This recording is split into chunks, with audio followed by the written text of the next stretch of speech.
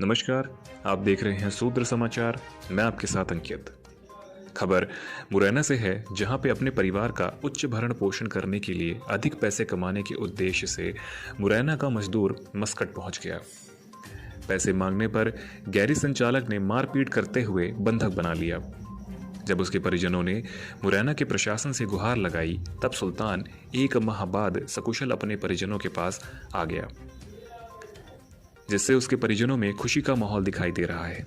हालांकि उसके परिजनों में 2 लाख रुपए का खर्च हो जाने से पीड़ा भी झलक रही है। मुरैना जिले के कैलारस तहसील के अंतर्गत रिठौनिया गांव निवासी Sultan Jatav gas authority of India limited में उड़ीसा में काम करता था। सुल्तान की पत्नी सीमा तथा उसके 2 बेटे व 1 बेटी का परिवार मुरैना शहर के तूसीपुरा में किराए का मकान लेकर रह रहे थे। परिवार का जीवन यापन बेहतर तरीके से करने के कारण सुल्तान अधिक पैसा कमाना चाहता था।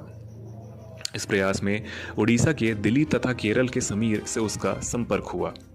यह दोनों भारतीय मजदूरों को अरब देशों में बड़ी बड़ी कंपनियों में मजदूरी का सपना दिखाते थे। इन 2 दलालों के झांसे में सुल्तान जाटव भी आ गया। पासपोर्ट वीजा से लेकर टिकट कराने तक सुल्तान ने 70,000 रुपये खर्च कर दिए।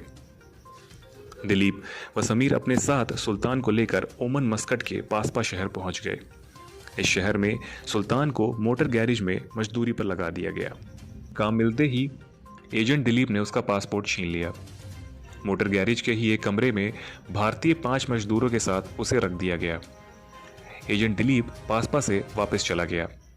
सुल्तान गैरेज में काम करते समय समझ गया कि वह फंस चुका है।